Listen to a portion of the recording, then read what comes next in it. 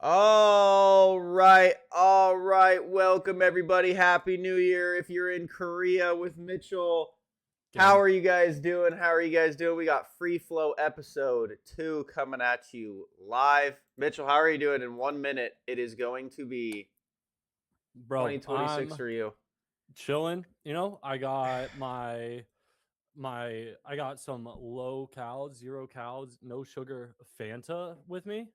And then I got my little soju, dude. Okay, okay, okay. And then I got like here, my little cup. It doesn't need to be big, it's just me. I'm just vibing, but my mix. And so, I'm like Soju and Fanta sounds pretty good, actually. I've been trying to like put it with like lighter stuff or like more flavorful because like I typically drink Coke Zero, but oh shit, ball dropped. Oh, Happy New Year! 2026 for Mitchell. How are you Let's feel? go. How do you feel I'm you're living in the future? How's 2026? Bro, you guys gotta get with it. There's flying cars. You guys are way behind. I don't know what's going on over there. But oh my Oh, goodness, what a time to be alive in the future. We are literally a multi-year podcast. yeah, we're a We're like multi-year international podcast right now. Happy New Year. Mitchell, I saw your post. I actually liked it. Your which one? Dear Mitchell Rossman post. Oh my dude. I mean, it's been a big year. Like we're You at the lost end of what? it. So it's what, 70, like 74 pounds officially you've lost in 5 months, right? So from 258, like I think that was like the highest I hit. I don't think I Okay. hit 260, all the way down to 186. I've been kind of stagnant this last month, which like sucks. My original goal was 165, but I'm like, fuck it. I'm done with that. And I'm kind of just my goal. I would love to get to 175, but my goal is kind of to maintain. Yeah. Um, like I'm taking protein powder. I'm working out. Like Oh, I'm okay. I'm doing a lot more now, and so we're kind of reshaping the goals. But I mean, like I knew, like again from my post, I knew my life journey was not going to be normal, was not going to be regular, and I knew this from when I was like 15. I was like, dude, if I graduate, I'm not going to graduate till I'm 30. Like I just had that feeling that it wasn't going to happen. Graduated last year at 30. I was hoping to do it by 30, not at 30, but Yeah. did it. Turned 31. I was like sub 200 on my birthday again, starting at almost 260, down another down to 186, living my best life, feel good, like on the trajectory to just 2026 is still going to be a grind. Like don't get me wrong, like I'm Yeah. not stopping here, but it's still going to be a grind. But then 2027, we're going to come in hot and I'm just going to be truly living my best life in all aspects. But this is a grind year. Let's go, dude. I'm proud of you. I'm proud of you. 72 pounds is crazy in 5 months. But yeah, I mean, what kind of workouts are you doing? How, like, what is it? Just like a lot of running and walking, that kind of Dude, stuff? I don't run. I like like cheated life in this Mm. sense where Hmm. I kind of got like I got screwed on my flights here, but it worked to my favor with just like it takes like a full day to get here. But and I didn't have like long layovers, so I couldn't just be in the airport. I didn't have time to eat, so I only ate on my flights coming here. And Oh. so like over the course of 36 hours, I probably had 1,500 calories, which Mm-hmm. just not even mid baseline, like Yeah. that's nothing. But from then, I was essentially able to just like satiate my hunger, and it just never got to be huge again. And Mm. so I was like, okay, I'm gonna try to eat healthy. So I go meal prep my breakfast. It's just chicken, broccoli. I'm starting to implement eggs, but like it was just chicken, broccoli, and then a low fat yogurt. So like 300-calorie breakfast, if that, honestly. Lunch at work because I wake up at noon and work is or like 11, but my work is 1:30 to 9 basically. So lunch at like 4 5:30. I just Dang, have an that's a late. apple. No, well, I was gonna say, why is your sleep schedule so late? And then you work till 9 p.m., so now it makes Yeah, sense. yeah. Like I want to enjoy some of my time, and I'm more of a night guy than a morning guy. Yeah. Um, like I'd rather enjoy my time after work. But like at work, I'll have like a Coke Zero. I have a 2 liter water with me. I don't finish it daily. I was drinking a lot more, but now I just over the course of a week I finish it.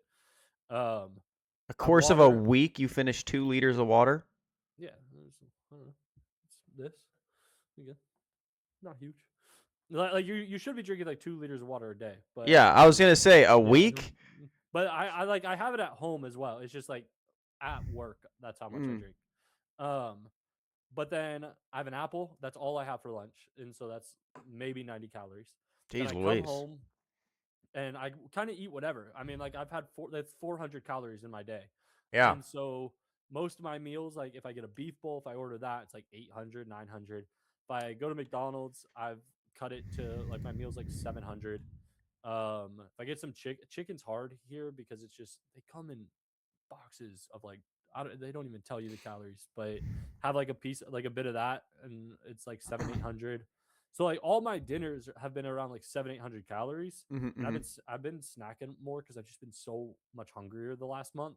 I don't doubt it. Um, but like I was cruising for a while at like 13, 1400 calories a day, and I think I was burning like my natural burn when I was like at 260 almost was probably like 2,500 calories. And then I go on a walk for 2 hours, sometimes more, sometimes an hour and a half. And I just burn another 800 to 1,200 calories. So I was at like a 2,000 calorie deficit for 3 months, basically, which just like 1 pound is 3,500 calories, like 3,500 calories. And so I'm losing like half a pound a day at that rate. And I was just losing like 4 pounds a week. Now, again, it's plateaued a little bit. I'm still eating for the most part, like trying to be under 1,800 a day because I'm still trying to lose weight. But I mean, like You it's got to be literally just happy. walk. I've just walked. Like that's all I've done. Now I got some light weights, but I got some weights to do some arm and chest exercises. You can kind of see it here, like the back end of it. But I have like a rowing machine, so I've been doing that instead of walks. Oh, Um, rowing's dope. yeah, like I'm not great at it, but I'm getting into it and getting better. And so like I've only been doing it for like 3 days. It was my Christmas gift to myself. And so just been doing that.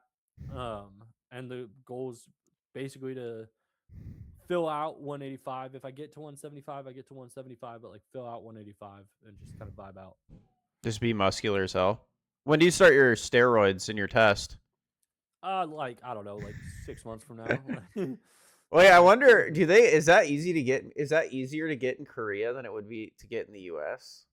probably not, dude. I feel like a lot of stuff is harder. Like even if you like, you could go to Costco, get one of those like 500 pills of like acetaminophen or ibuprofen, Yeah. and you like can't do that here. Like you go to a pharmacy and they give you enough to like help you get you healthy. Like they will give you 3 or 4 days of medicine. It's not expensive, Really? Even but like it's like that's all Tylenol? you. I don't know about like Tylenol and stuff, like some over the counter stuff, but I just know that the way they give out medicine is that it's literally like I think it's supposed to be a little bit stronger, but it's like this is to make you feel better. If you need Mm, more, come back, but like you should be good by the end of this. interesting. I mean, that's why Korea's healthcare is so good, though. They don't have to I worry about you just drowning yourself in Tylenol every day or ibuprofen every day. I mean, dude, that shit is awful for your liver. Like that stuff is not good for you. And I would back in the day, I'd have a lot when I used to get like gnarly neck pain, like migraines and hangovers. Mm, Like I'd be yeah, popping pills like yeah, you're crazy, you're dude. just a pill guy.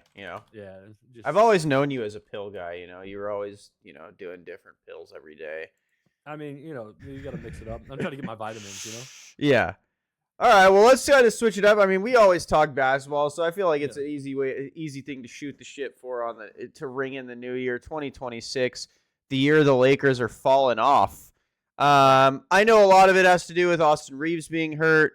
LeBron coming back has seemingly kind of shot the Lakers in the foot. They seem to have a really good system with just Luca and Reeves kind of running the offense. And this isn't to like straw man Braun. Like I've grown to appreciate LeBron. I'm not as much of a LeBron hater as I once was. This is more of like it seems like he doesn't fit anymore.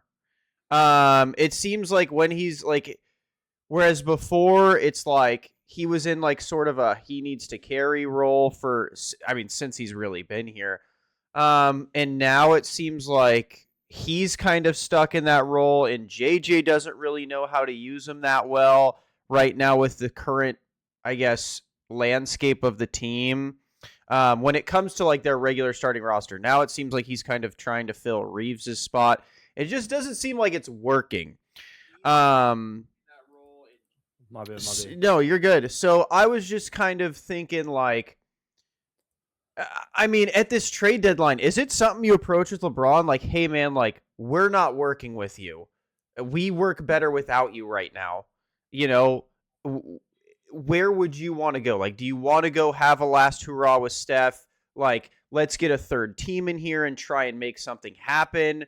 Um, because it's obviously not working the Luca Reeves and LeBron trio anymore. It seems like that's kind of it's just not working. JJ seems frustrated by it. The team seems frustrated by it. The win loss record shows it. Since LeBron's been back, they've lost 1, 2, 3, 4, 5, 6, 7 of their 11 losses are with LeBron.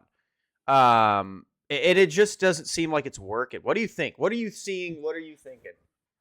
Like I know it's easy to pick on LeBron because he's back, but like you started off saying, like AR has not been there for most of this run. Yeah. And so they're not playing their brand of basketball that they were even started. Like even if like maybe like Luca is a very good player who can do a lot with a very bad team. And so like maybe if LeBron wasn't there, Luca would still be just balling out more. But I'm not super worried. I just my issue with like trying to trade LeBron, whether you want to blame him for this stuff or not, is that I don't think you get like it all the value that you would need to trade him. Yeah. Meaning, Well, I don't think they fill the roster out about around like with players that you get for LeBron. mhm. And I will say like a lot of people, and you've said this before, we've been saying it for years, they don't have a good roster. Like I've Yeah. not trusted their roster in forever. They have like decent players, but I don't feel like they have guys that are just truly all that great, fill their roles, two-way players. Like they have guys who are good at one thing but not great at one thing. And I just don't think the roster construction is all that good. Yeah. And I don't like they make moves. I saw a tweet the other day that's like they come out hot, we overrate them, and then they suck at toward the end of the year. They make a move in like December, January. They get rolling again, and then they kind of trail off again at the end of the year. And I kind of just feel like that's the trajectory that they're on still, because Yeah. they're gonna make some move. Maybe it's trading LeBron, maybe they don't. But I don't know if that's an inherent fix. Like I think their roster problems go much deeper. Like we Yeah. were saying last week, Luca got shafted by coming to the Lakers in the sense that that Mavs team was the perfect team for Yeah. Luca. Yeah. And this team is not that at all. They do not have the shooters, they don't have the spacing, they don't have the defenders. Like Yeah. Aiton's done well, but they do not have like they don't have the bigs. They don't have anything that Yeah, those like other teams Laravia have. is good, has been good for what he is, but yeah, like he's not, he's not that guy you want to go out there and have be your main big. And here's the thing, I'm not trying to blame LeBron. I'm trying Yeah. to say it's like when LeBron's on the roster, because I was just checking it. So 3 of their 7 losses on this run, they were like Yeah. 3-3 with LeBron, AR, and Luca. Yeah. So like well, I wasn't trying to blame LeBron. What I'm more saying is it seems like when LeBron's on the court with the other two, it seems like it starts getting too muddled. They go back to that like 3 ball handler thing they were doing last year that wasn't really working. Whereas when LeBron and Reeves are out there, albeit I do think there's a talent drop off because again, LeBron's not there. I think LeBron's more talented than the others. I think it's like a fluidity standpoint. Like it's a lot more fluid. It's a lot easier. Whereas when LeBron's out there, like obviously it's like, well, we can't just ignore LeBron or we can't just designate him to be in the corner. He has to get the ball. And so when he's out there, this is kind of what I was saying last year when I was like, they should just trade Austin Reeves if they're going to keep the LeBron thing going. It's the same concept. It's you can't have 3 ball handlers. It's just too What much. and it's the same as like the Suns blowing it up. Like I do think, and I think I've been saying this not since the Miami era because it was like true then and true in parts of the Golden State KD era, even though that was a good fit because of how well KD can play any role kind of thing. Yeah. But I do kind of think that the 3-star thing is overrated. That it's Yeah. not a true foundation for success because we look around the league and we see these guys that have like these teams that have one really good guy. They have a second, like if they truly want to be a dynasty, they need like a second also Really really good good guy. guy. Yeah. But then everyone else is just like really good around them as opposed to truly dominant players. Yeah. Like and we who knows, maybe we look like asshats in the future because if you look at the last 7 years, nobody's won back to back. So maybe the 3 guy thing is the method if you can get the 3 guys to work together. But I just like the Jokic, Jamal Murray, the um, Tatum, Brown, like Derek White. White, um, the Shea, and Yeah, Chet like Jalen and them. Williams and Yeah. all Like, of like them, like like I'd they even like say the Thunder are more of an example to you. Like the yeah, Thunder are more of a 1-star team. They're a no, 1-star exactly, team with like tons of really good role players. yeah, and like and so maybe that again, if like going forward, recognizing that LeBron is like his birthday was yesterday or 2 days ago, and he's 41, 42 years old, year 24, and being like, okay, we go Luca and AR, and we build a team around them. Like, I don't think that like that's a good idea. 100%. I just even if you were to try to trade LeBron, I don't think it fixes. Like, unfortunately for Lakers fans, this is a multi-year project, which sucks because as a Luca fan, he was at the mountaintop, and now it's like I'm wasting year age 26 Luca. I'm wasting probably age 27 Luca to try and get him there at 28. But Yeah. I don't know, like the league changes quickly Plus, because again, the yeah, last 3 years, the hardest part is, like you said, Braun's 41. So yeah, it's not like we can just be like, hey, we're just going to package him in some big deal to get like Giannis. LeBron's yeah, not going to Milwaukee. He'll straight up tell them, I'm not going to Milwaukee. he'd be like, I'm not playing there. Yeah, like if this was 10 years ago, Braun, you could do it because he could say, oh, I'm not playing there. We'll be like, too bad. You're 30. It doesn't matter. Yeah, Um, Whereas now it's like, well, I'll just retire. I'm 41. I'm yeah, not I'm not playing in Milwaukee. So it's like that's the kind of trouble where I agree with you, where it is hard because you have to trade him somewhere like a Golden State or yeah, like a Miami if he's even willing to go back. Like you have to trade him somewhere where he'd like want to be. Milwaukee's not there. So it's yeah. like if you were to try and get Greek, you'd have to try and bring in a third team like a Golden State and say, "Hey, we need you to send something to Milwaukee to supplement us getting Giannis, to supplement you getting LeBron." Like, I and mean that makes it super convoluted. there is a way that I'm sure that the Lakers could do something like that. Now, do they have to give up Reeves? 100%. But if you're telling me I could get Giannis for Reeves, like I trade LeBron, Reeves, Hachimura, like Laravia. I traded the whole team to pair Giannis with Luca. For sure. And And I do think that would because be a I'm good just like, idea because I think you could pair, and that's the thing is I don't think you'd have to give up as much if you're like, hey, Golden State, we're gonna trade for Greek. We yeah, want to give you the opportunity to get Braun, so we'll trade you Braun. We'll give them Reeves. You give them, like I don't Jimmy know, on like potentially, honestly, yeah, because that doesn't seem to be working out a ton. give them something, and then that way you just make it all work. Where it's like we're all winning. Yeah, Warriors aren't like getting Giannis. They don't have enough to get Giannis. They have enough to get a Braun. yeah, like And I do like Reeves. Like, my big thing has been his playoff performances, but I completely agree with you. If you can pair Luca with someone like Giannis, I mean, he's a freak. He's a Greek freak, so that's a something. like he is 31, which is my Yeah, worry, is you are pairing, Luca with again someone that's not going to be around for a long time. Like my but it's also ideals. if your window's like 2 3 years, like you take those 2 3 years kind of thing, Yeah. you know? Like it is hard because I feel like there's not like a young guy to pair with Luca that you'd be like stoked about right now, obviously outside of Wemby, because Wemby's just Yeah. not realistic. Like, who actually I'd love to pair with Luca is I think Anthony Edwards would pair super well with Luca. In a lot Like, of ways, like they did bring out that kind of dog in each other, but I I feel don't know. like I'm not Anthony high Edwards would on be Anthony really Edwards, good honestly. off ball. Like I mean, he takes like 11 threes a game or something right now. like I feel like like he'd be a really good shooter, and like I feel like he'd be the Wade to Luca's Braun, where it's like Anthony Edwards would be able to take like a backseat without taking a backseat. He'd still look like a superstar.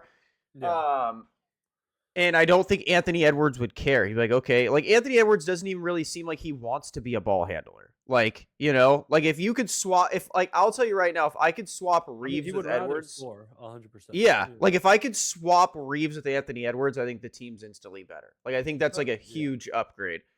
yeah. Um, Nobody's gonna argue that, but so it's like I don't it's know. Like, hard. there's a lot of like intricacies that I'm not all caught up on when it comes to some of this. Or you But it's really just try and get some of the guys from the Mavs again. I mean, they probably wouldn't yeah, deal with you after you just shafted their. Actually, it's not their, it's not your fault.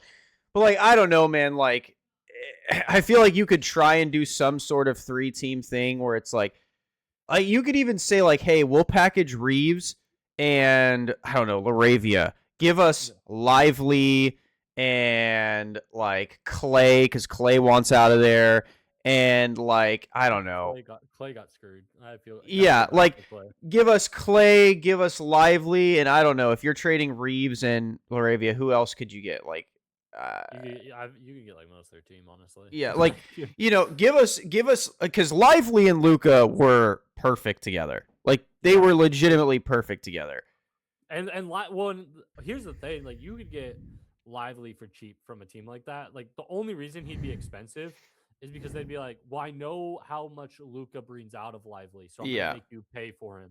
But it's like, okay, but he's not worth that to you. Like he's only that good because he's paired with Luca. Like I'm not gonna say he's a bad player; he's a solid center. But it's like you want to treat him like a star because you know he's coming to a team with Luca, so you want more for him. yeah. But he's not worth more, you And know? like, yeah, Like that's my thing is like, honestly, if you are the Lakers and you want to be smart, just go try and get the Mavs team because the Mavs team was perfect for him. Like, try and get some of that Mavs roster. Like, yes, it would suck to trade or at least Reeves. similar players, but yeah. Yeah, like again, I'd still try and rope someone in on a 3-team trade for Braun and try and get some of those players from the Mavs. Like, I feel like that team was just so solid around LeBron with like PJ Washington, Klay Thompson, Derek Lively. Like, these are guys you'd want to bring over to the Lakers And they're to, dogs. Like PJ was always willing to go to town, like work, yeah. like be that dog, be that fighter for the team. Like obviously Derek Jones is on the Clippers now, but I mean like that I like we said this last week, but I think that team wins the championship last year if they were given the chance. Like Yeah. it the fact that they blew that up truly blows my mind. And who knows, maybe they would have faced the same problem in the finals where like Luca's knees are just gone and he can't hardly play. But it's just it's a rough situation. I don't know. Like I don't want to say that OKC is gonna like cakewalk to another championship, The but Spurs own them. They're not I cakewalking to know nothing. they literally beat them 3 times in like 2 weeks. Like dude, if the Spurs like I know we were saying this last week or whatever, but I would love a Spurs true title run, even if I don't think they're gonna win it this year. I'll tell you That right now, if the they have a Spurs, chance. bro, if the Spurs win this year, this team is going to be a ridiculous level dynasty if they can win with Yeah, what they have this year because they are and quite literally only going to get better. And the thing is like it's kind of open aside from OKC, who they beat. Like they beat three They've beaten times the with hell out of them. Yeah. Wemby coming off the bench in all 3 of those games. And so, like the Mavericks are out. The Celtics not getting their full team. The Sixers aren't a thing. So who's their toughest matchup in the East? If like who's likely to come out of the East? The Celtics, or it's gonna be, or not the Celtics, the Cavaliers, or it's gonna be some team that's just not very good. And so What about the obviously Pistons? getting, the Pistons are good, but I don't think they beat Wemby 4 times in 7 games. No, Okay. I don't think that'll happen. But and I also wouldn't be surprised if the Pistons made the finals at this point. Like I know they're the 1 seed, and so me being like, oh, I wouldn't be surprised by the 1 seed making the finals. But I just if everybody were healthy, do I see them as the best team? Not necessarily. All right. I see what you're saying. But I just like every year for the past 40 years, getting out of the West is the hardest part of it. I will say And your heel turn on the Sixers has been awesome to watch the last decade because you were all it about is, them and then yeah. you so quickly turned against them, and I love it. It started honestly because of Doc Rivers. Yeah, I As soon know. as he went there, I was like, it's over. It's just, it's all over. And it has been nothing but like, you think they can't get lower, and they get lower every year. Like, I have not. I know that Embiid has missed time this year, but I also know that he's played a decent amount of games, Yeah. and I've not heard a thing about Embiid this season. Like he had 39 a couple weeks ago. He had 34 literally like last night. And I've not heard a thing about him all year. Well, my thing with with Embiid is it's like he has the Anthony Davis effect. It's like, yeah, we know he's elite. It's just Yeah. he's never gonna play when it matters. Yeah. Like, And he was a playoff dropper. Like people want to yeah, try he to was. deny, Yeah, yeah, yeah. like he had some good games and some good series, but fundamentally, like throughout the course of a play, like he was a playoff dropper, dude. I don't care what anybody tries to say and be like, oh, he put up numbers. I'd be like, when the games matter the most, he was truly genuinely awful. I mean, literally, what destroyed that team was the guy I knew was going to be a bust from a mile away, which is Ben Simmons. Like the year he got hack-a-shacked. But he wasn't even the reason they lost. Like I that, know the blame wants to go to him because the year he got hack-a-shacked was, dude, that was brutal. But again, like I know he was the one that like didn't take the shot against Trae Young, and everybody could say, "Oh, they've never been the same since that moment." I'm like, they were never that good to begin with. You think it's Ben Simmons' fault? Like, I'm sorry. I know you hate Ben Simmons, and I've been a defender of him. I could say, yes, everything fell the fuck apart after that, but he is not the reason that they lost 3 games in a row. But like, I No, don't I know. He's think not the even a biggest top issue 3 is reason I that they think the lost 3 games in a row. well, I think the biggest issue was they put, and again, this again falls on Doc Rivers. It's Doc Rivers' fault. Yeah. But the problem was when they put all their eggs in this Ben Simmons basket, and nobody. It was like LaMelo, except Ben Simmons is way less talented than LaMelo.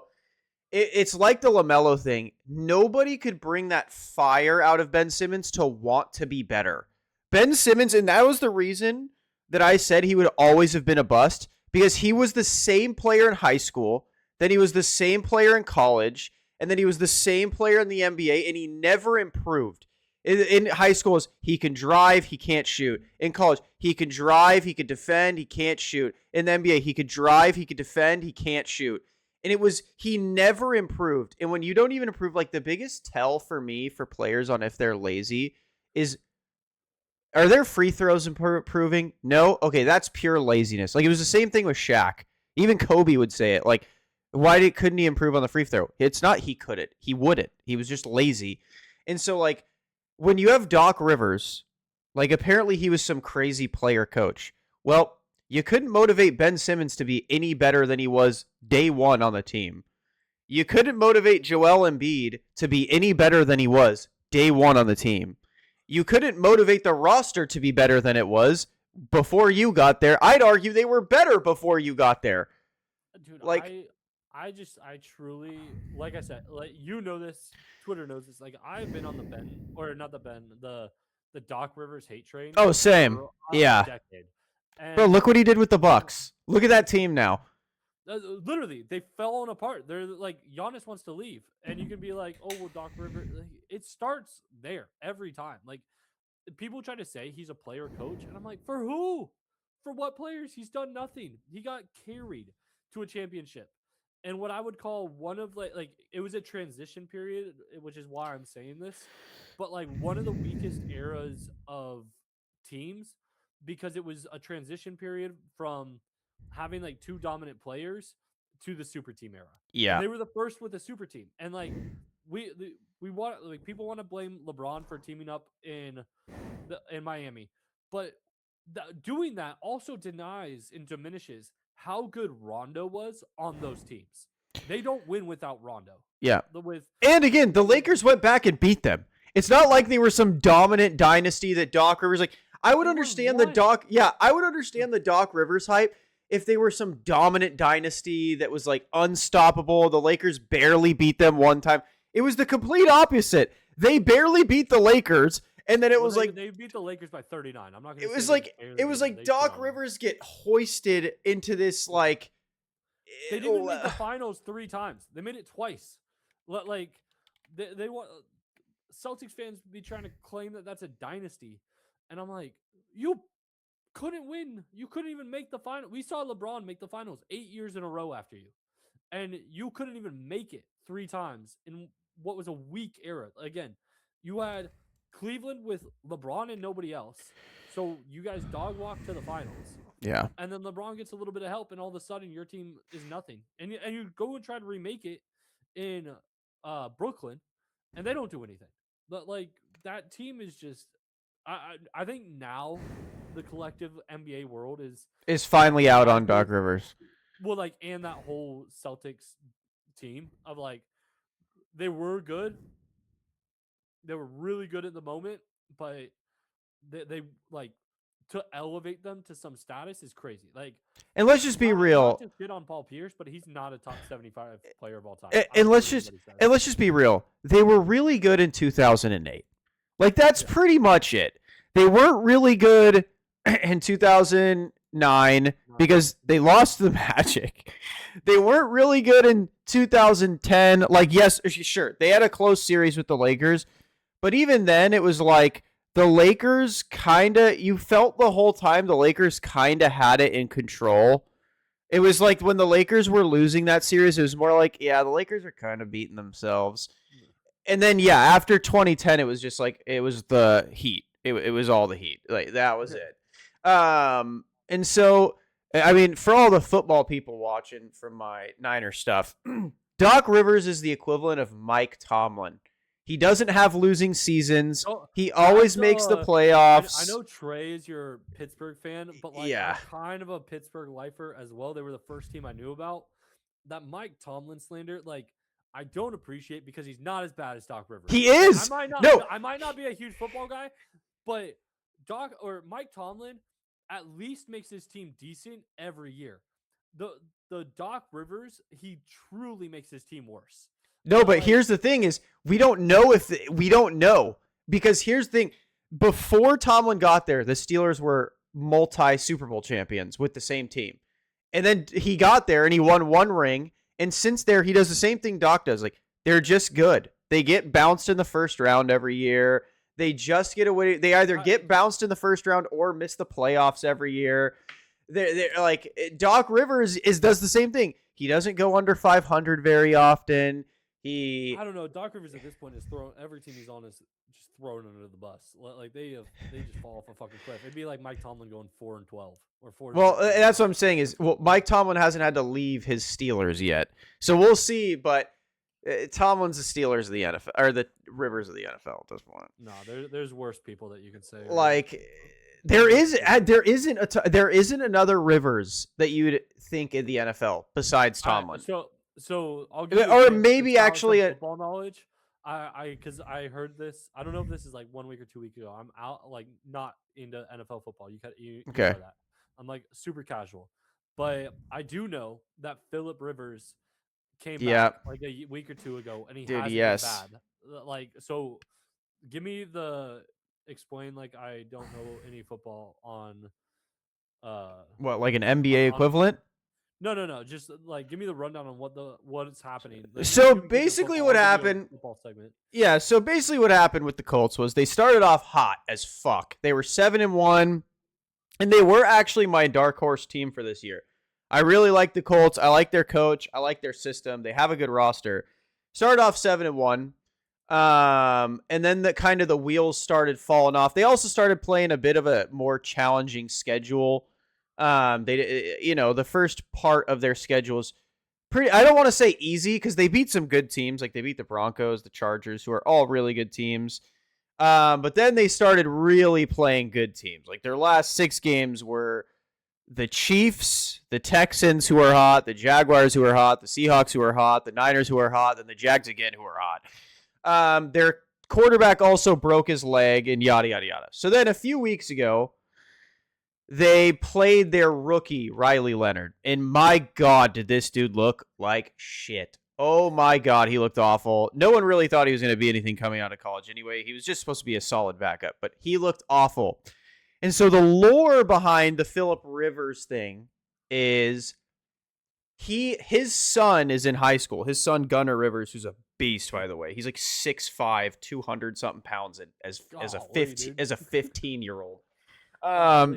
Yeah, this kid would mog me right now. And so I guess the thing was him, because Rivers retired from the Colts. So Rivers took Steichen, the coach of the Colts' playbook, and runs the Colts playbook at his kid's high school. So he actively works in the playbook and uses the playbook, talks to coach, yada, yada, yada. And so when they saw how truly atrocious their rookie was, they're like, well, we can salvage a playoff run if we have a decent quarterback. So they call Phillip, and he's like, hey, like, I know this is crazy. Would you ever consider, like, doing this? Like, you're the only one. Because Steichen's playbook is also known to be a bit complex. There aren't a lot of good free agent QBs out right now. Yeah, I mean, he's 4 years old. Jeez. Yeah, so they were like, older than Braun. Yeah, bro, that's how bad the state of the NFL is right now. Like, so I'll get to this in a sec. So basically, Phillip Rivers comes back, and everyone thinks it's going to be awful. And Phillip Rivers doesn't look bad. He's been fine. He's been solid.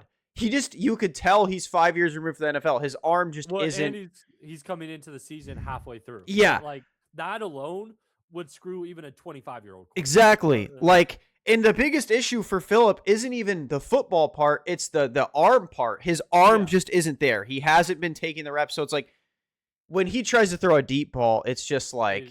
You're going 30 yards max. Yeah. But he's been good. That's a slow 30. Like, people have been gushing over him because, like, against the Niners, like, he was tearing our sorry-ass defense up. But it's because he can see things. Yeah. Yes. The line, he's just calling audibles left and right. He's like, mic check, whatever. Just he's doing everything. He's reading it at a level that I've heard that, like, young quarterbacks can't. And so that's the problem, right? That's where we have gotten in the NFL. Like, it's completely different than basketball, right? Like, everyone assumes basketball is just, we're chucking 3-point shots and we're doing backyard basketball. That's how good and high level basketball has gotten, to where you're thinking that when they are so fluidly running plays and running offenses. The NFL is the complete opposite. They have no idea what's going on. Like, people talk about the eye test in basketball. It's like, you don't know what to watch. You just stop saying the eye test. Like, basketball is so much more high level now. Like, they're just seamlessly switching on defense and seamlessly picking up people at half court. Like, the NFL is what people think the NBA is. It's a bunch of shot chucking. And because they're all about the long ball now. Exactly. I blame Patrick Mahomes.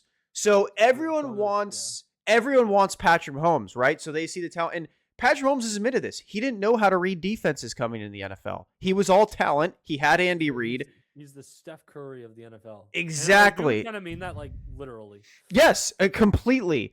He's completely changed the landscape. And so now when people look, 10 years ago when people look for quarterbacks, they wanted a 6'5" white dude that could sit in the pocket and deliver.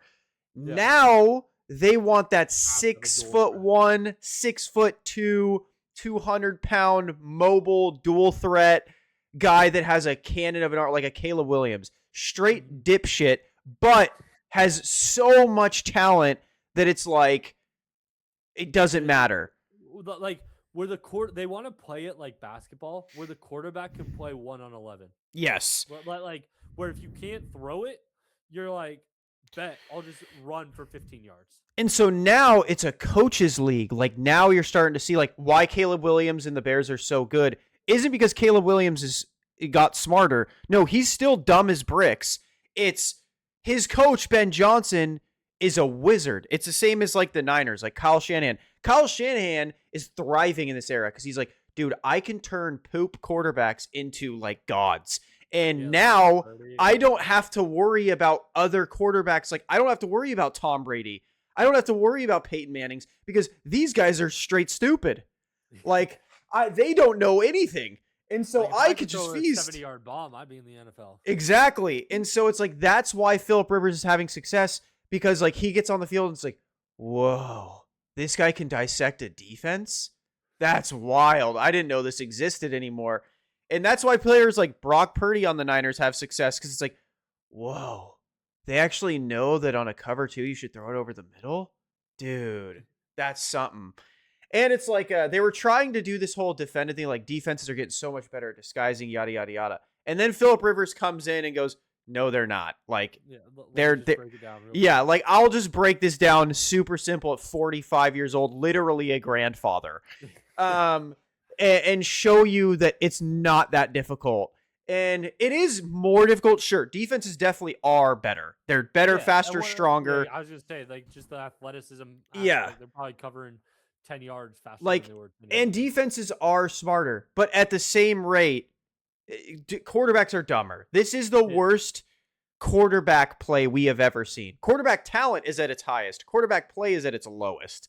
Like, Well, it's the same thing with basketball in that sense, where it's AAU ball, and then they are in college just because they have to be, yep. like especially in the NFL, like you Now have to it's go through the NIL, NFL. bro. Yeah, Yeah, well, exactly. So NIL. So you're why the fuck? No offense to like any college quarterback, but why the fuck would I throw it when I can run it for 200 yards and get 300 yards in the air? And all of a sudden, my draft stock, yeah, I'm looking like the number one pick. And the only thing I have to do, which is what Shador Sanders should have done, is just not be an asshole, like an arrogant asshole in interviews. yeah, But like, be an arrogant asshole on the field, but then go to an interview and be like, I couldn't have run for 200 yards without my guys out there yeah. thinking I'm gonna throw it to them. Yeah, Like, and like the biggest thing too is the problem with NIL as well is not even just the money aspect, it's the transfer portal, dude. There are yeah, more it's players in the impossible to build a transfer team. portal than on the fucking field. Like, Yeah, and that's the problem is so now these coaches have to adapt, right? Like, well, my players are switching literally yearly. They're not used to that basketball shit. no, Like, yeah, it's in it's literally that is college basketball. That's why yeah, like there's diehard college basketball fans, but it's kind of not as big other than March Madness because it's impossible in basketball to be like, that's my team and those are gonna be my guys for the next couple of years. yeah. Like And because they're like all gone next year. and in football, it's even harder because like the systems, and this is no offense to basketball. I love basketball and I love the Yeah. art of basketball, but football's obviously just more complex because of the Yeah. amount of moving parts. And so it's like in college, it's like, well, we can't afford to be complex, so we're gonna do basic progression reads. You look here and here. If those aren't open, take off. And so Yeah. now you see these kids coming out of college like, oh shit, the NFL doesn't work that way. Oh, I have to go to a third and fourth read. Oh, they could be disguising a coverage. Well, That's and not standard single high. Oh, I'm fucked. well, and much like basketball, how players have developed a tool set that allows them to do more things. Like for example, 30 years ago, you were a shooter. You sat in the corner Yeah, and you were like, I'm gonna I'm gonna get the ball 4 or 5 times a game. I gotta knock it down at a 33% clip. I hit one of these, like two of these four. I'm next game I can go 1 of 5. But next in the game I'm Reggie NFL, Miller, baby.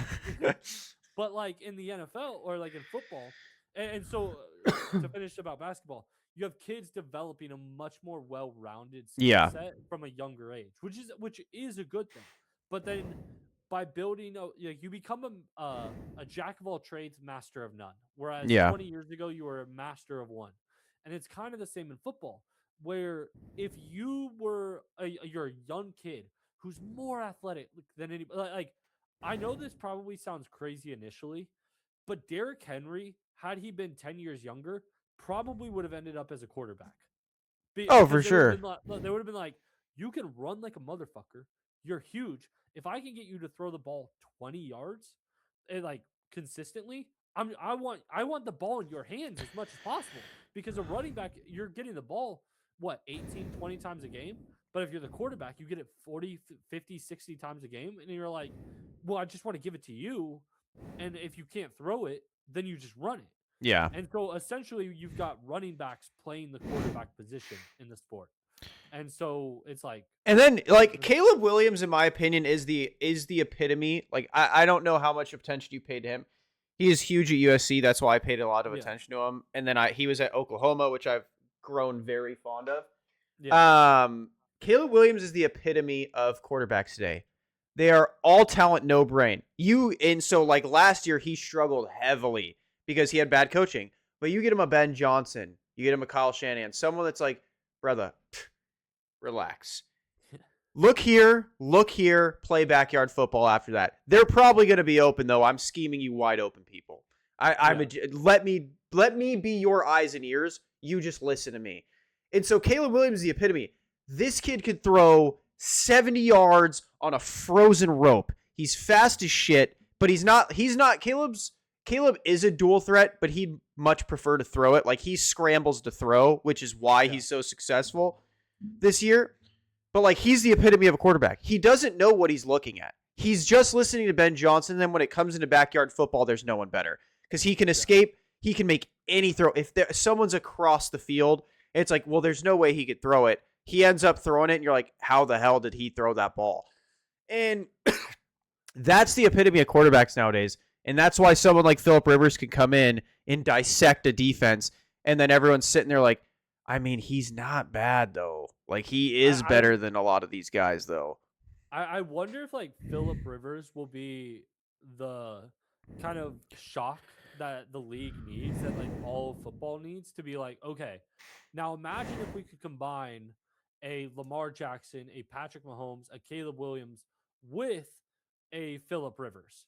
Oh, you'd And instantly be the best quarterback in the NFL. Instantly. yeah, and you're just like, okay, like let's do that. And so much like how basketball, I would say, has progressed at a tremendous rate in the last couple of years, and it's like, again, on the surface it looks like it's just threes, but the players are smarter. Like Yeah.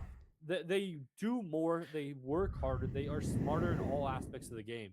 And I wonder if like that's what comes next for the NFL, where they're like, okay, we went too far, we took too many threes.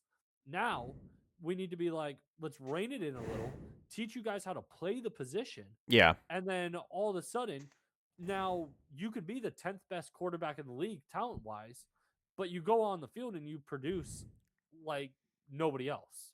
And maybe you don't put up Patrick Mahomes 450 yards a game, but you put up 300 yards. You get short. You basically get the Brady version of Patrick Mahomes, where like, yeah, you still run for 50, which obviously like Brady wasn't doing, but like you still run for 50 yards, but you break down a defense Yeah. at the level of like a Brady, Like, and it's just easy to do. bro, if I was a college kid right now, like even these kids like Fernando Mendoza, like this kid's, like is apparently him and Dante Moore are like 1 and 2. It depends on who you ask. If I were those two, and I could talk directly to them, bro, spend the rest of your offseason studying like a Peyton Manning, a Tom Brady, a Philip That's what I need Rivers. Sam Levitt to do, dude. Talk to Sam Levitt. Might be one of the worst throwers of the football I've ever seen in my life, and I love He's a hell of a ASU. like I said, he's a Yeah, hell of a runner. like, bro, if you guys, like, if you're a college kid and you learn to, like, look at how successful Philip was with no arm, grandfather, just because he knew how to break down a defense. Bro, you take a kid like Dante Moore's talent and you give him a Philip Rivers brain. This kid would quite literally look like he's levitating on a football field. He would shit on everyone. He would instantly look at people like, oh, this guy's just better than Patrick Mahomes. Because even Patrick Mahomes can't break down defenses like that. The easiest way to beat Patrick Mahomes that everyone has started seeing the last 3 years of his career is, oh, just keep him in the pocket and he's kind of screwed. He doesn't really know what to do from there. It's like, Yeah, like prevent the scramble is literally it's stop like, 90% of quarterbacks. bro, and that's why players like Brock Purdy, if you give a Brock Purdy a Dante Moore's talent or a Caleb Williams talent, brother, this kid will literally look like Jesus Christ walked on the football field. Like, you just can't stop someone that actually knows how to read a defense with the talent. It's like, it's basically like whatever the NFL finally sees the Wemby, the like, Yeah. he has the physicals. Oh my God, he actually has the brain. The NFL world's going to be rocked. Like, they're going to be like, Yeah. I don't know if we can stop a human being like this. Like, could you imagine a dude that's like Cam Newton size, 6'6", 240, runs a 4.5 40, and then also he's lethally accurate and can break down your defense? Everyone's like, Yeah, the oh, league is again. They had Patrick Mahomes who did his thing, ran the league for a couple of years. But if you combine the Brady and the Patrick Mahomes, even if you get 90% or even if you get 70% of Brady, yeah, like if you get 75% of that combination, but you get them in the same player, like you are you're good to go. like, yeah, dude. And so, but yeah, NFL's at that transition period that the NBA was at, like, I don't know, 8 years ago, where teams started just chucking threes, and now they're starting to do. It's when they realize that, oh shit, I don't have a Steph Curry.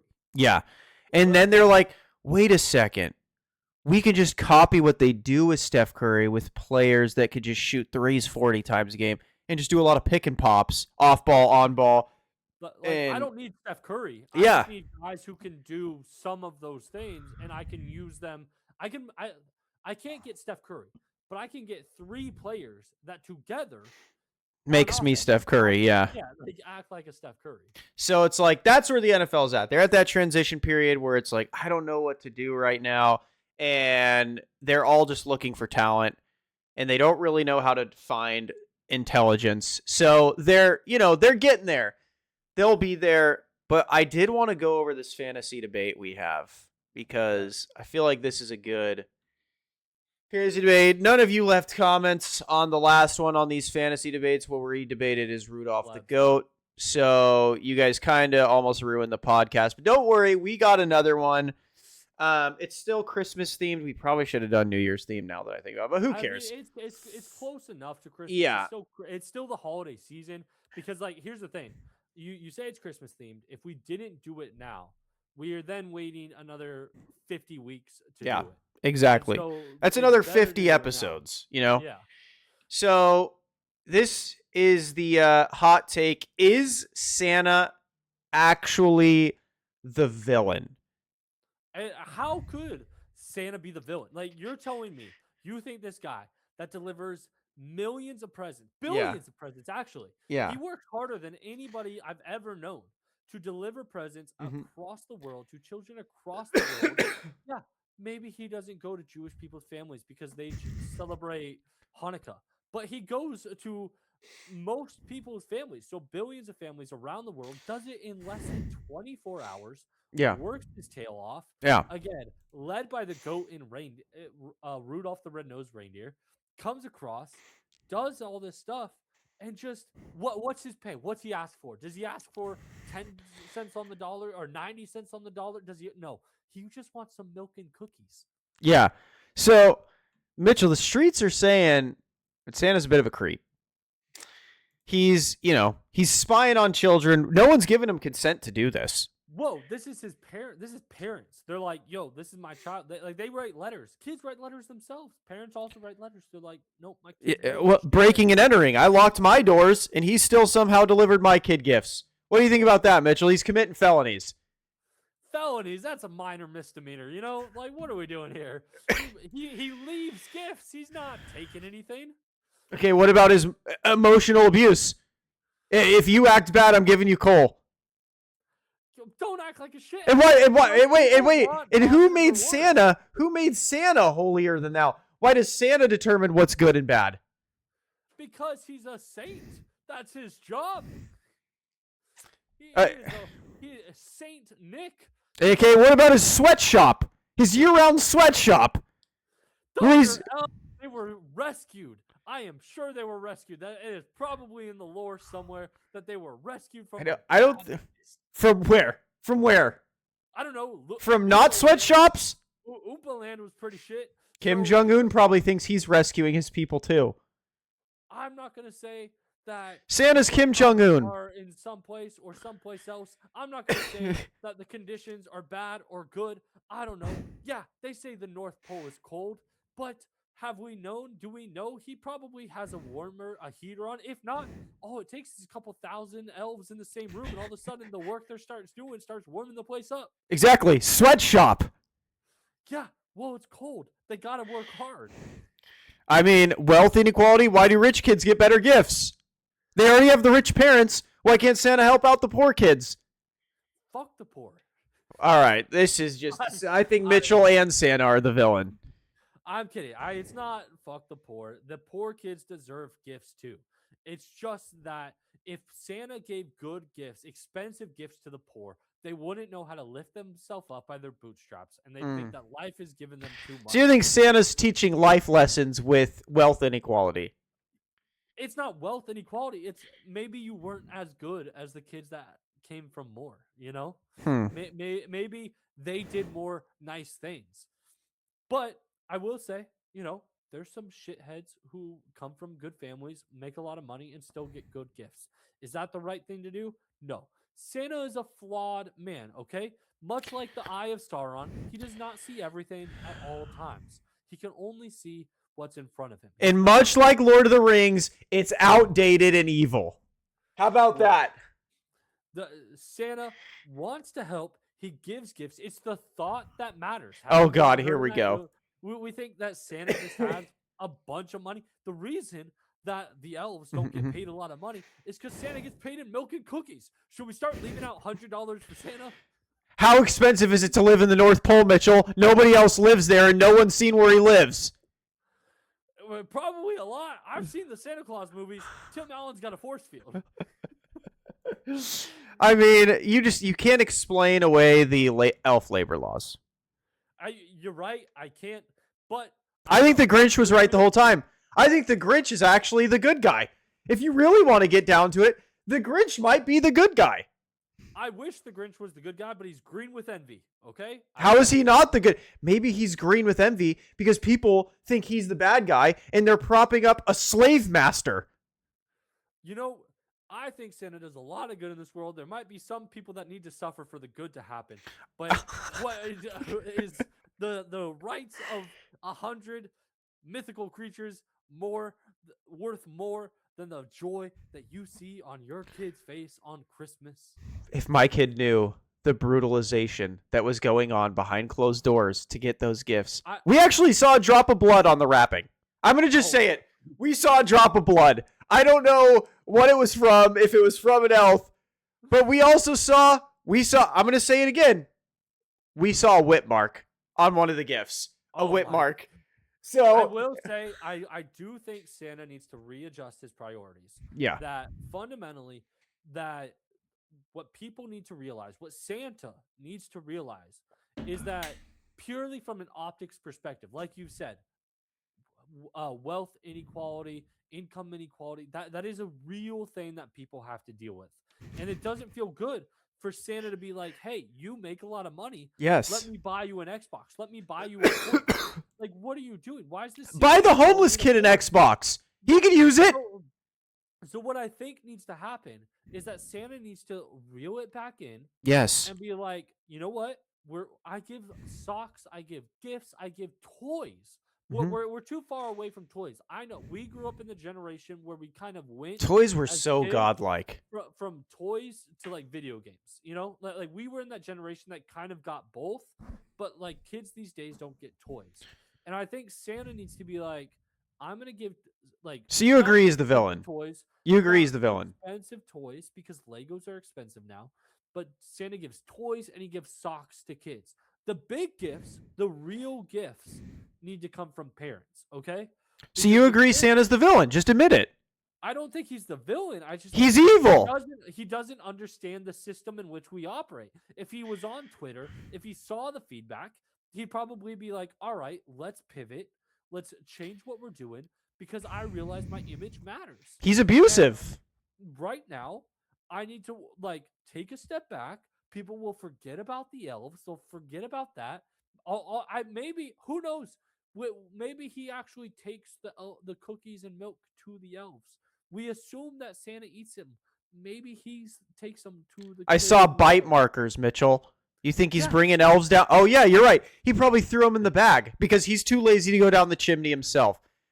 Like I said, all I'm going to say is there was a drop of blood on my presents and a whip mark on a teddy bear. Somebody has to use the magic. Somebody has to deliver the presents.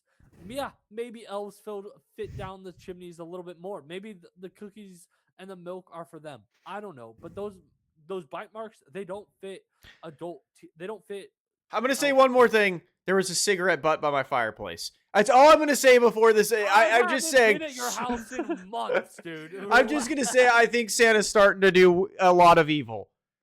I What's wrong with a couple cigarettes, dude? He's working hard. He needs a smoke break. Dude, can we talk about this real quick since we're already on the topic? Bro, we lived in the golden era of like toys. We had Game Boys. Like that was your video game. You got Game Boys. Yeah. But bro, we had Legos at an affordable price. They weren't $200. They're so Bro, expensive now. Like, hold on. Bionicles? Bionicles were Bionicles. godlike. Where did those go? Those things were so dope to build. Bionicles were godlike. Opening a Bionicle for like $30 was Dude, godlike. one of my kids at Bro, now school, they sell on Amazon a and eBay for creeper. $200. My a kid at school got like a creeper figure that's like this big, like a foot tall or something. It's $40. That's But what I'm like, saying. Like, we lived in the we're golden literally age. making Legos inaccessible. I remember. I think this was just like a gift from my mom because she felt kind of guilty because we ended up going to her work afterwards and she had to work late. But like, she got me the Lego soccer set, and they don't make that anymore. Like the Lego soccer set where you literally have a soccer field, and you could connect them together, and you could like pull on them and they would kick the ball and stuff. Yeah. And like they don't make toys like that anymore. I swear. Like, dude, okay. You know I what missed the day. one of the Toys R Us, coolest bro. you know what one of the coolest gifts I ever got, and this is like people are gonna like. I hope that you got this because it was pretty popular. But um, the Harry Potter toy set where there was like a fan under it, and so the ball moved, and you tried to move it through obstacles. I was poor. I Bro, did not get that. like I didn't want to say it, but but like I don't know if I can find it, but this thing, like literally it was like a circular thing, and you had a like the Quidditch, or not the Quidditch, but the quaffle or whatever from the Quidditch matches, and you would have to move it up and down, like get the fan higher or lower, Yeah. and go through obstacles, and it just like would go, dude. That is such a sick toy. Like we had like are you spending hours on it? No, but I will also say I got that the same year that I got the Harry Potter Quidditch World Cup video game, which for like 2004 was sick as hell. And they came out with a Harry Potter Quidditch game 2 years ago. It's not even as good as that one back then. I'll say this. I honestly think that the toy marketing people have figured out that we already had it figured out. Like, cause look at it now. Look how expensive handhelds are. Because why? Because they're better. Because they're better than PCs. They're better than consoles. They're just better. We had it all figured out. Look at Legos. They're like $200 now for a good set of Legos. Why? Because they're better than these AI toys or these electronic toys. They're better. And so now they're figuring it out. Like, if we make them so expensive you can't afford them, then people won't realize how much better they are. And they'll have to keep buying PCs and PlayStation 5s and blah, blah, blah, blah, blah, because they look more affordable, even though they're better. Okay, you want to know what the other part of it is? And like this is actually an our generation problem. Um, Millennials didn't grow the fuck up, and so they're like, I'm willing to spend $400 on this toy Yeah. that is meant for kids, and so Yeah. now kids don't like how are parents supposed to afford toys that adults are spending money on? You're like, what do you mean I'm competing with a fucking 30-year-old for this toy? By the way, I found it's called the Harry Potter Levitating Challenge. Like this thing was so sick. And this shit's probably like $600 now if honest to God, if I had to guess. Let me see this thing. But it is. Oh, I see what you're talking about. Oh, yeah. Oh, it's only, dude. You should get this for Jackson. This you apparently you can buy one for like 20 to 30 bucks. Yeah, I see it on eBay right now. Dude, that's sick. I remember. I actually genuinely remember playing this at your house. Dude, this thing is sick as hell. Hold Dude, on. Let the me. toys I'll from send you. these days, like, let's just look up Harry Potter Lego set. Let's see how Oh, much this thing's that like is. $80 on Amazon. What the? Brother, to build Hogsmeade is a $400 Lego set. To build the Sorting Hat is a $100 Lego set. This is disgusting. Yeah, no, that's absurd. To build Gringotts Bank, it's $430, Mitchell. What? That, They have 18 plus only Lego sets. Why? Legos are for children. Not saying you can't enjoy them as an adult, but they're for brother, children. if you want to buy one of these things and hopefully in full condition with everything that comes with it, I will dead ass send you $30 on Venmo, like so that you can buy it for Jackson. By the levitating set? Yeah. Bro, I'm looking at them on eBay. How trustworthy is eBay nowadays, though? Is it pretty I trustworthy? I have no idea. I see one that's like 65 bucks and seemingly in the box, but it could just be the box. I have no idea. Like if there's any way to like message these people, like that's what I would do. That's what I'm gonna do, Be- bro. but literally let me know if you do it. I will Venmo you like 30 or 40 bucks, and you can say, "Hey, Jackson, this is a late Christmas present From from Mitchell. it's from you From too. Uncle Mitchell. I'm not able to pay for all. I'm not paying for all of it, but just like Bro, dude, do you you're talking remember the about it. Bionicles too? Yeah, dude, the Bionicles were sick. I had a handful of them. Dude, Oh, okay. man. Want to know another sick toy? I was looking at this came on my feed the other day, but I think we played with it at my house at some point. But is the Tactics? Um, It tactics? yeah, it's a Tactics Star Wars toys. So it was like minifigures, and like you would have different figurines, and they could actually like Oh, hurt yes. you. Yes, yes, Like you yes. could shoot with them. Dude, I wanted so badly, and then I ended up getting it.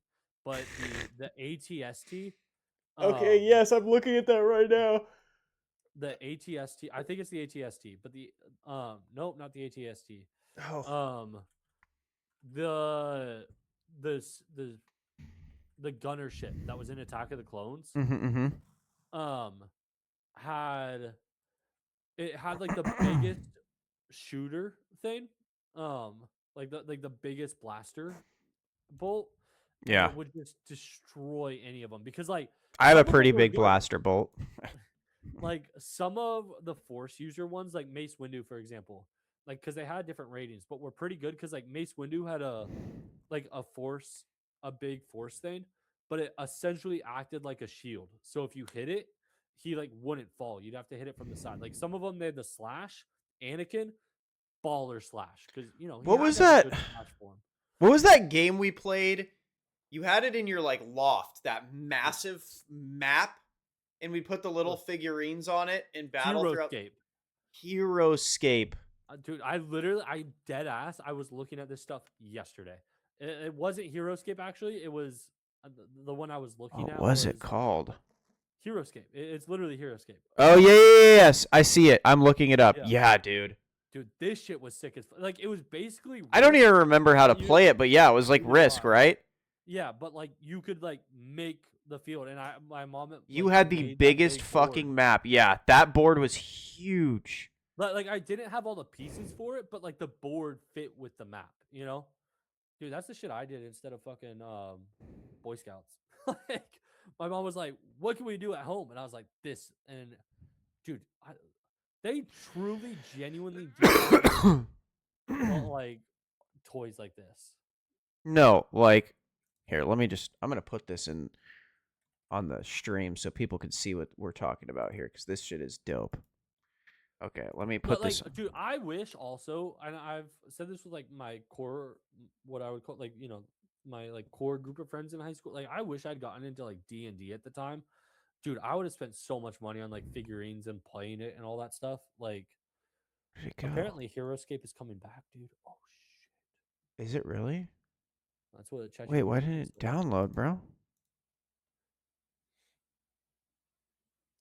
I know they have like a Warhammer game that's kind of like this. Um, Oh, why did you it know, block? obviously I'm out of the.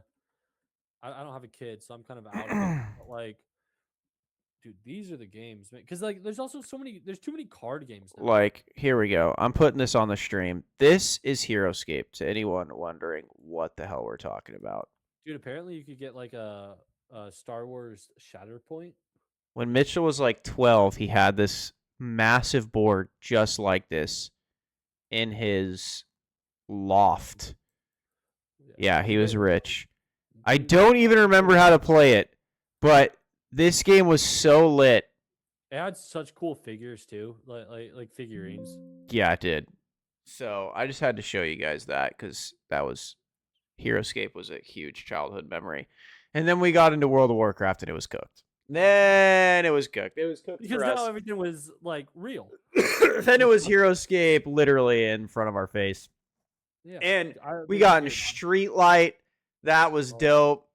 dude, shout out Streetlight Manifesto. All my one of my like probably my favorite lifetime band, all because of Timo and Nethron and my guild Streetlight.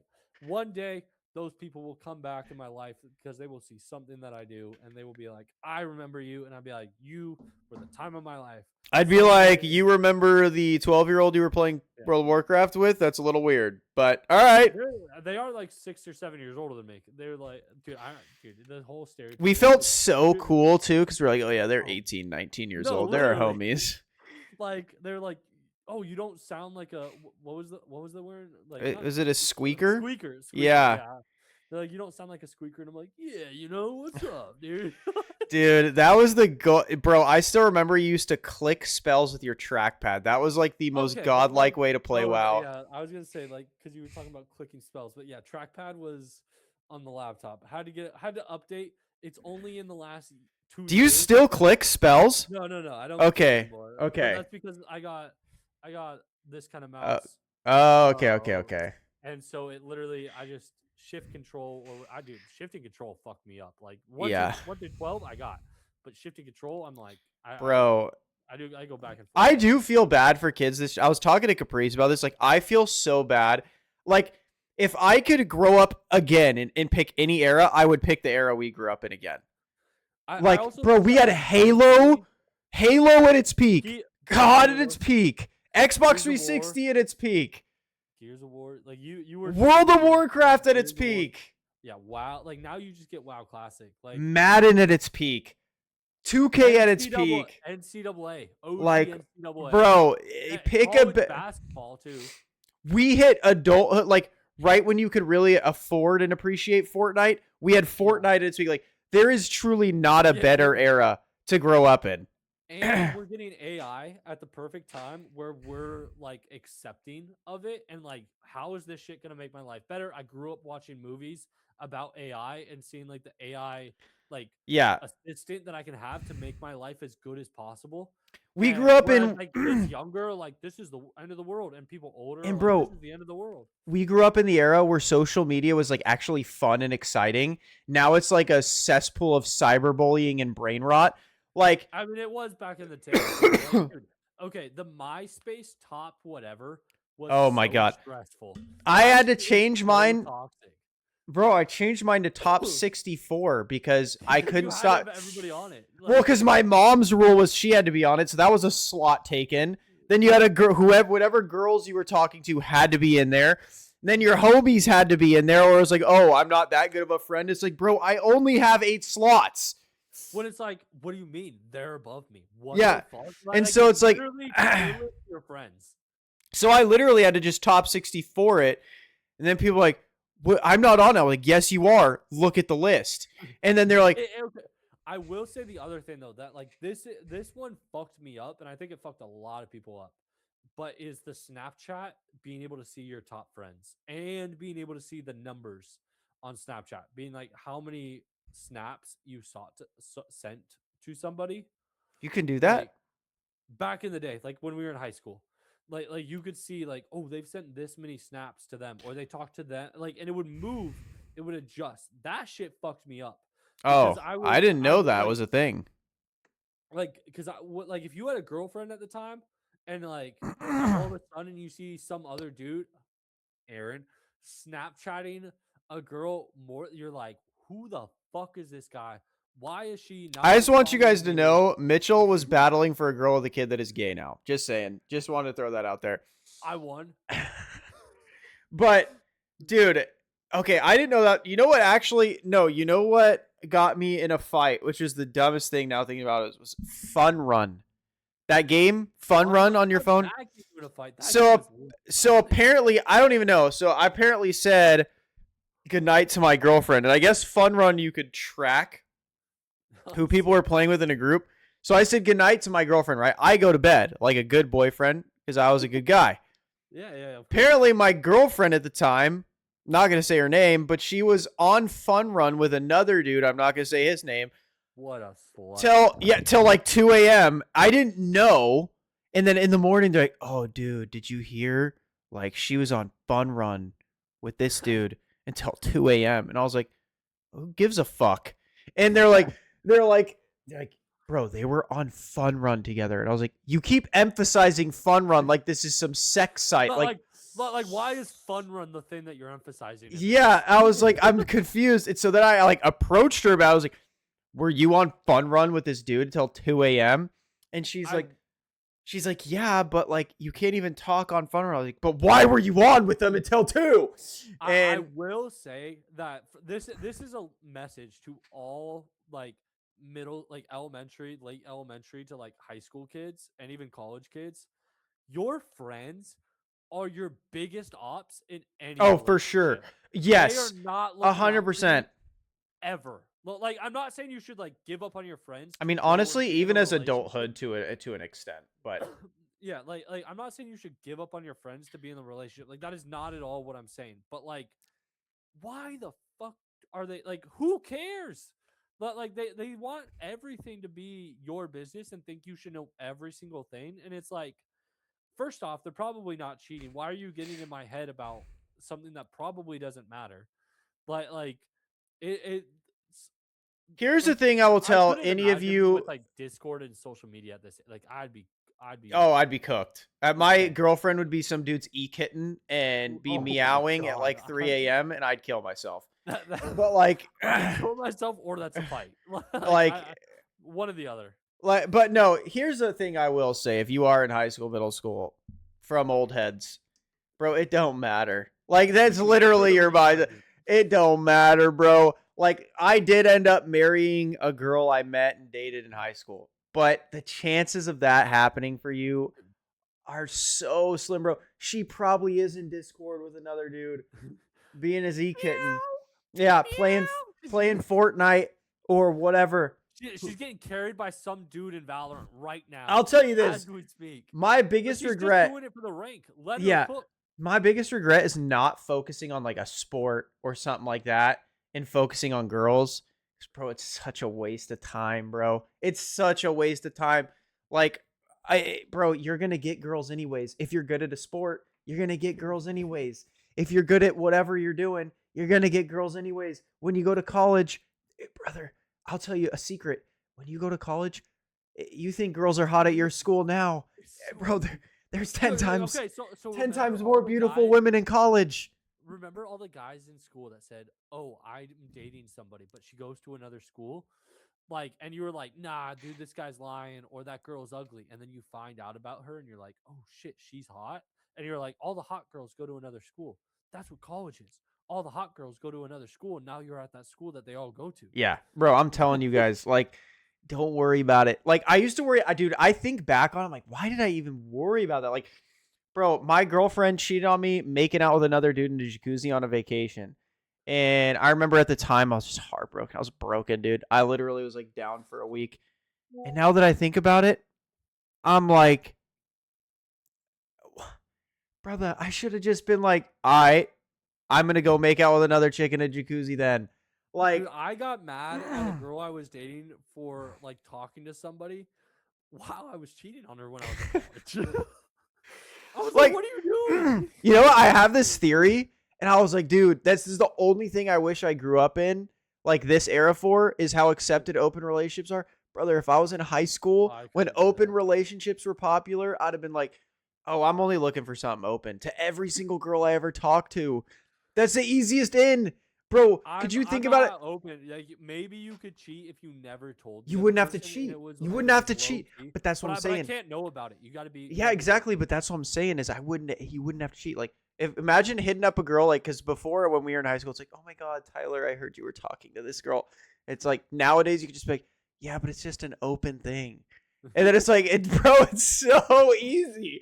Back then, that didn't exist. It was like, no, you were chained together for life. You were literally, bro. I remember the dumbest thing about high school, or like dating as a younger one, was like if your boy ever dated a woman, like it could have been when they were 13. It was like she was dude, off limits forever, and it bro, made no sense. that shit lasted until like 4 years ago for high schoolers. Like bro, for it, us in high school, people still get pissed about that. bro, And it made no sense. I'm Like, like, why? I don't like. I've not talked to this girl in forever. You've not talked to her. Like.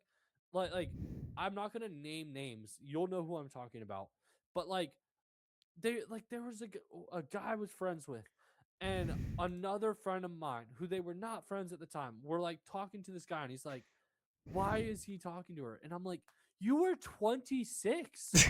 Like you yeah, haven't bro, it's dated this like, girl since you were 18. Like, especially now, bro. Like, I'll, do I want somebody dating my high school ex? Like, do I want a friend dating my high school ex? No. But if they were to date, even if I felt uncomfortable about that, you know what has to happen? I have to swallow that shit and be like, fucking eat it, Mitchell. bro, It has like, no, I heard about this where they were like, oh, bro, I don't talk to him anymore. I was like, why? He's like, he's dating my ex from high school. I was like, your ex from a decade ago is a problem. That's a problem. You are the only are memories you you friends have. on Facebook now? The Like, are only you still memories friends you with her? have of your ex are literally when you were children, and you have an issue with it. That you're sick because you're still thinking you're still hung up on a child. That's what I'm gonna tell you. You're still hung up on a child. But like, if you're, you're like, yo, my girlfriend was so hot, and you like remember the times you hooked up, and you're like in the shower biting your meat to it. That is a child. That is 1 degree away. Like if that picture in your mind was put on a computer screen, you're in jail, buddy.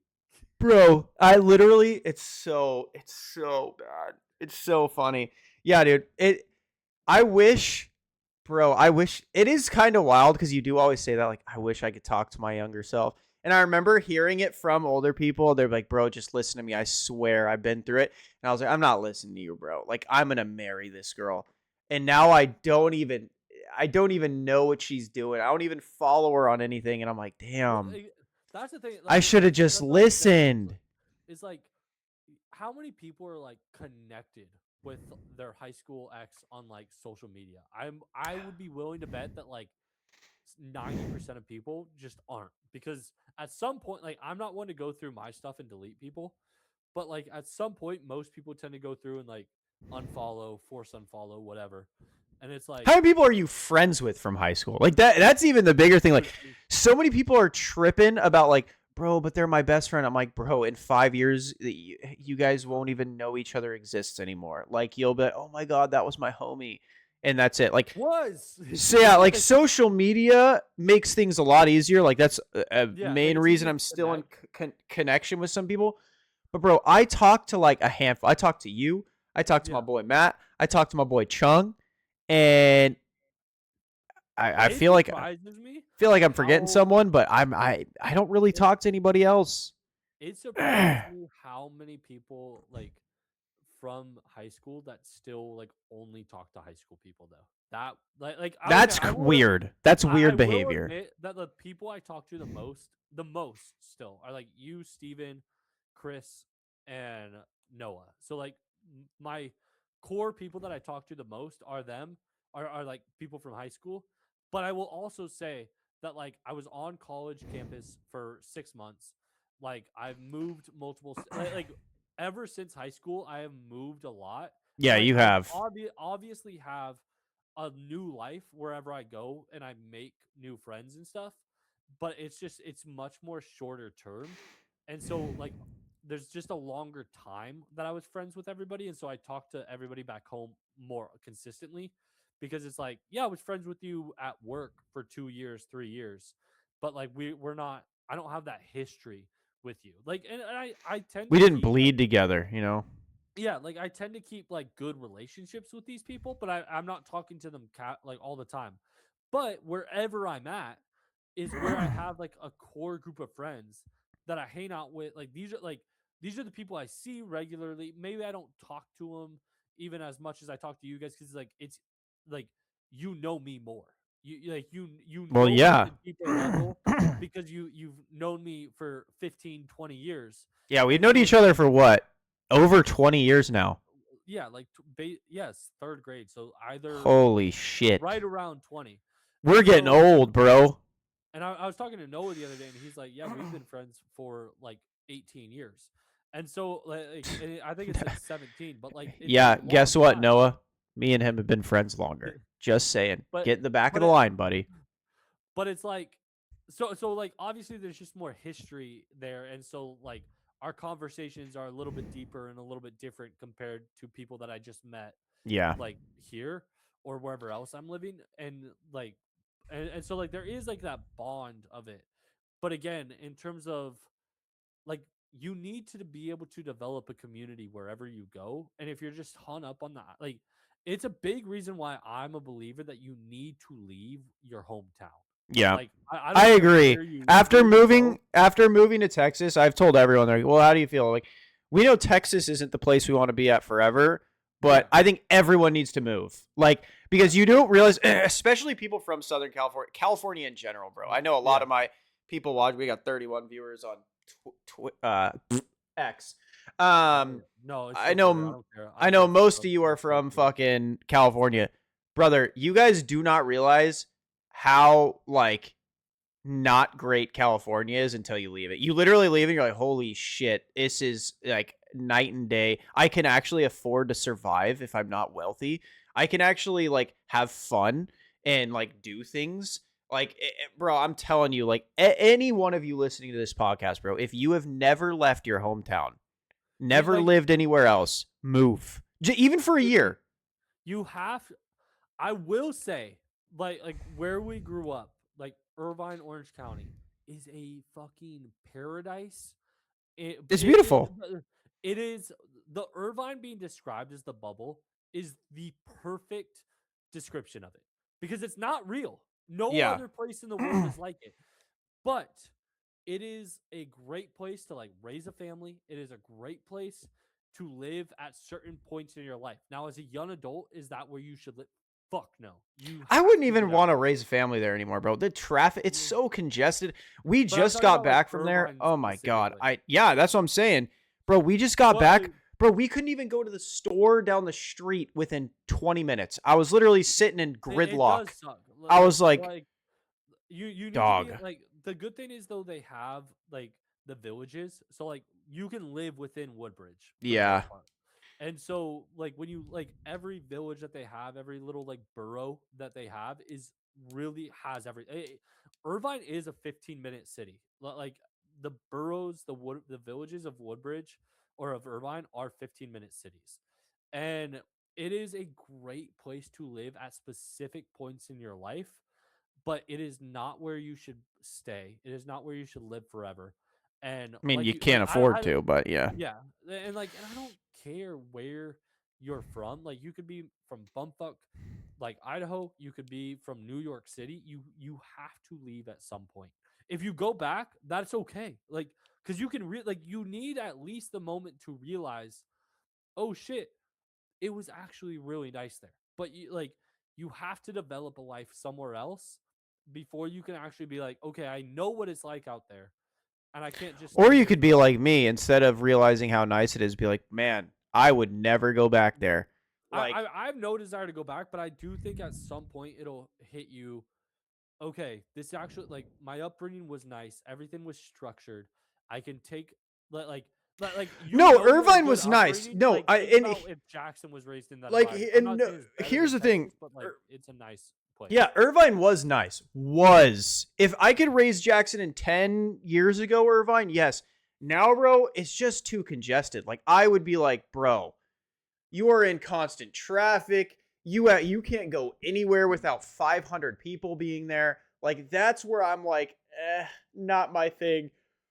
But Need that smaller town vibe a little bit. yeah, like it's just, bro, it's just like Irvine's becoming like LA. It's so congested. Like there's just I mean, there are like 300,000 people in yeah, Irvine. bro, It's it's not. so big now. They're always building, they're always packing people in. And then on top of that, it's just too expensive. Like, bro, when we Yeah, I moved in mean, Irvine was known as like a suburb of Newport. It was like a cheaper area to go from Newport. Like, and it was like you had the dollar theater. Like you had fun things to do yeah. that weren't like, all right, here's a $15 waffle sandwich. Like, and now It's it's a like, little too bougie, 100%. yeah, Like I mean, I was there after my study abroad in Singapore. Like I went back, dude. I actually like genuinely was like, okay, I'm gonna finish out my session here, like because my test was in like a week or two after I got back, and I was like, so I'm just gonna finish here. I'll be able to hang out with friends. I'll bust this out, and then at the end of the session, that way I'm not traveling like during bust my down testing Tatiana. period. Yeah. But like that way I'm not like like traveling during my like finals period. I was like, Yeah. I'm just gonna be here. I was there for like 2 days, and I was like, fuck this. Like fuck everyone I know here. Fuck this. I hate this shit. Like I cannot be here. I cannot stand it. So like if I were to go back, it would truly need to be like, okay, everyone I talk to here, like I that's not part of my life. Like Yeah. I can stay like social media friends with you. I can talk with you, but I'm not trying to hang out with you. Like it's just it's it still feels too high school in a lot of ways, and I think Yeah. like that's my biggest struggle.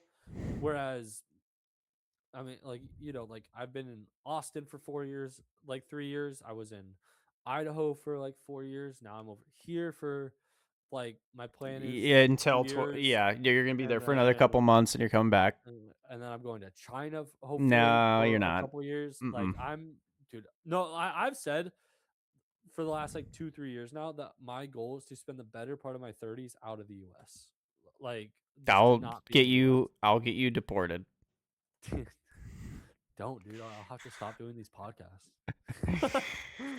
But all right, guys, we've gone for about an hour and a half, so I think that's where we're gonna end it. I mean, we've talked about I think literally everything. Again, it's just Yeah. free flowing over here. Yeah, like you can't even you wouldn't we came in with one topic idea. And that was last second. The That 90 was minutes Santa. off the dome, Yeah. dude. Like, Like, so we appreciate everyone hanging out in the stream, all y'all chilling. This is going to be on YouTube, so for your YouTube peeps, make sure to like, comment, subscribe, share with your friends. oh, um we should do sorry to cut you off. I don't know if you have to go right yet. We should do a quick 2 3 maybe 5 minute segment on New Year's and resolutions, maybe what we want real quick, just real quick. okay, I let's know do New Year's quick started the sign resolutions. off, Let's do it. but like it's literally New Year's Day, New Year's Eve, and so we should All do right, that. what are your resolutions, Mitchell? Go. Mine, I want to keep grinding. Like we said at the top of the pod, I've lost like 70 pounds. My goal, I don't know if it's necessarily by the end of the year to like lose weight, gain weight. It's probably to be right around where I'm at of like 185, but to Mm-hmm. be like much more filled out, built out in a much better shape. Just keep doing what I'm doing. Like it's much more of a grind of continuing to do what Yeah, I'm doing as opposed to adding something new. That said, I'm also trying to get my teaching certificate so that I can teach at international schools. I want to do let's that. go. That'll just open up a bunch of opportunities for me. Aside from that, I'm kind of on cruise control, which is like a really good place to be, but I'm just moving forward with what I've set up at the end of last year. How about you? Let's do it. I'm. I hope you get your teaching certificate. I'm glad you got your degree in data analytics to not use it at all. I That's fuck with it. most people at this point. Let's Yeah, be real. that's me too with my master's Yeah. degree. It's awesome, Dad. Dude, we're Um, doing opposite things. I got a degree in analytics. You got a I know. I degree in wish I could just education. give you my degrees and then vice versa. Yeah, Um. we both make another $20,000 immediately. So yeah, no. My New Year's resolution. I'm at like 165 right now. I kind of want to get to 175. I've been lazy, so hopefully we'll see how we look at the end of the year. I want to get a. I know my wife wants to leave Texas, so by the end of the year, I want to be out of Texas. I want to be, I don't know, Arizona, Utah, or unfortunately back in California. Mhm. One of those places. Have a good job, um, and just be better all around. Be better with the content. Be better at coding. Be better at anything I'm doing. I just want to be better at it. So I want to just be a little bit better next What year on about this day than I am now at this day. what Besides video about games, because I'm already at the peak, boy. what about pod goals? Do we have any pod goals? Like I would say my biggest, Oh, and 10 we can million post it. subscribers by next year. My biggest is I think if we do this, we'll be in such a good spot. Like true, I think you and I flow so naturally that there is an audience for it, even if So we're free. not We free like flow. even if we're not talking about anything specific, even if we're not going crazy, that like we have a good flow. We bring guests on hopefully in the next couple months, and we like open it up We need to bring more friendly. Jocelyn back on. Dude, I mean, she's the homie. That was That was such our a best banger episode. episode. That was It was. such a banger I, episode. but I think the goal, even if like we're not going as hard, but of just pumping it out, is that we get an episode every week. That if we're gonna miss a week, we either like we pre-record, we just do something, but that we get 52 episodes out this year. I Let's think do it. that is that's like numbers. Let's not worry about that. I think they'll A come easy. million subscribers. I think if we pump out 52 episodes this year, we do this shit, we do it right, we just grind it, we'll get the numbers will come. Like I believe the people recognize talent Yeah, and charisma and like good looks and charm and intelligence when they see it. I And they'll agree. come here and be like, I couldn't ask for more if I had $1 billion. I You agree. know? So make sure to check out the podcast on our OnlyFans, onlyfans.com/freeflow podcast. We will be doing naked episodes later this year. No, just It kidding. will be an hour and a half of us tribbing. No, yeah. Make sure to like, comment, subscribe, guys. If you're in the streams, thanks for hanging out. Sure, I'm thank going to you be all. doing, if you're on the stream looking for football content, I'm sure I'm going to be doing a podcast with Grant. I think me and Trey are going to do our podcast next week. This week's kind of an important one to see if his Steelers miss playoffs. I will be hate watching that game. But yeah, thank you guys. And again, free flow. We'll see you next week. Time to go rip a ciggy. Peace.